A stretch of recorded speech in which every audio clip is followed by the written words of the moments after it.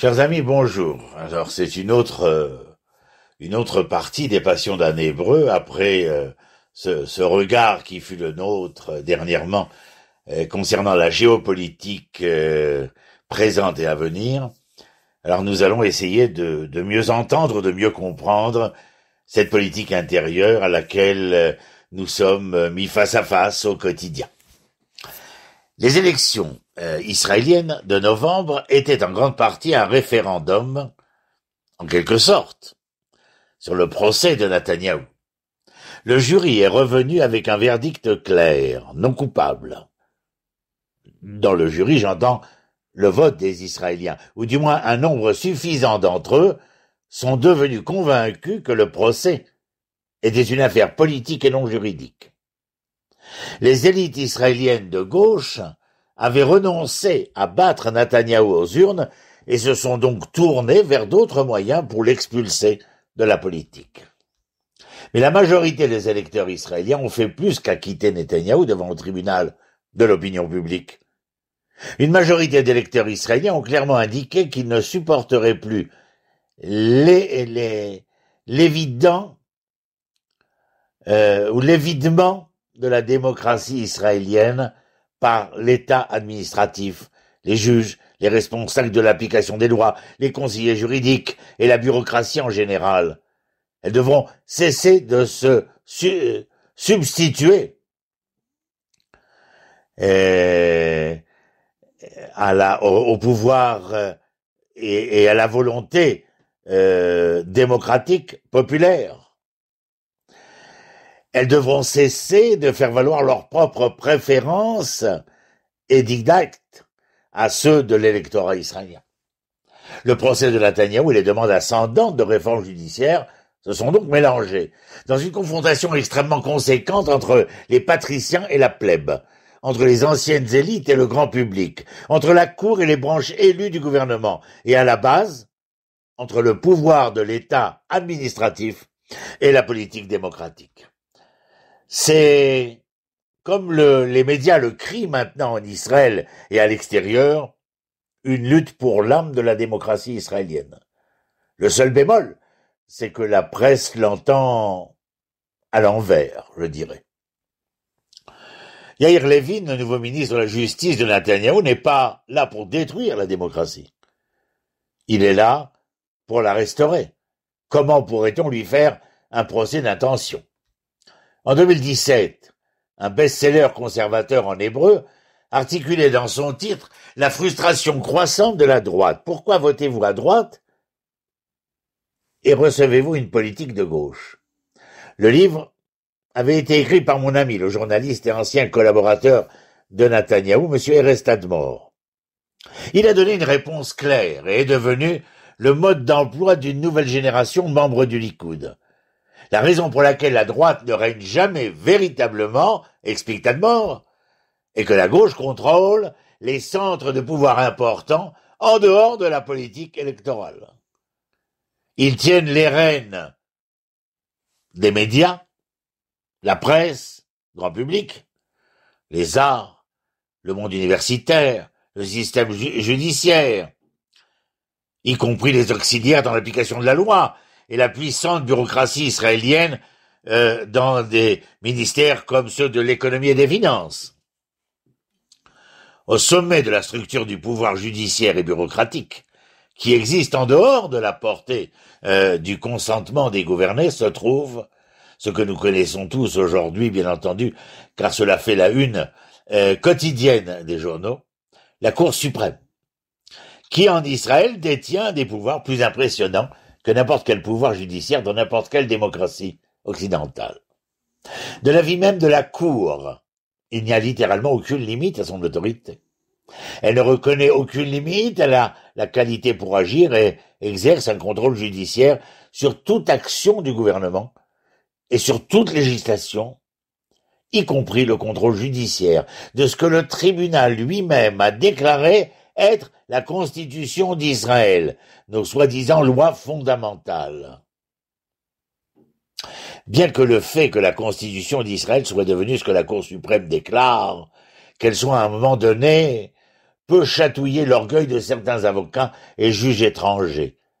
Elle est manifestement, contraire à la fois à l'état de droit et à la pratique démocratique.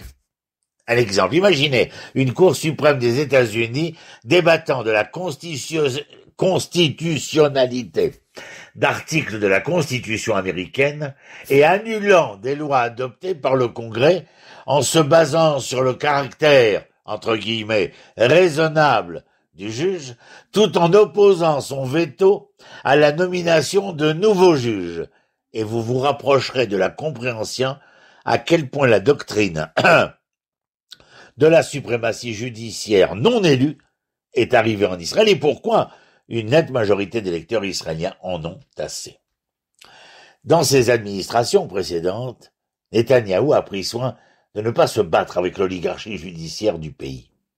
Il préférait dépenser son capital politique sur d'autres sujets, principalement l'Iran, l'économie. Il a supposé, sur la base de son expérience, que l'oligarchie judiciaire, en Israël, continuerait à respecter une règle non écrite. Si un politicien n'essaie pas de réformer le système judiciaire, on laissera cette personne, mais pas nécessairement ses politiques, tranquille, seul. Le revers de cet arrangement était, en tout cas, plus évidemment vrai, essayer de faire avancer une réforme, et vous vous retrouverez presque toujours avec une enquête criminelle souvent fabriquée de toutes pièces, comme dans les cas du regretté Yaakov Neeman et de l'ex-président de l'État Reuven Rivlin. Tous deux faisaient partie, si vous vous souvenez, des personnes empêchées d'exercer les fonctions de ministre de la Justice par des enquêtes artificielles qui n'ont abouti à rien. Le pouvoir judiciaire avait sa propre garde prétorienne au sein du bureau du procureur de l'État.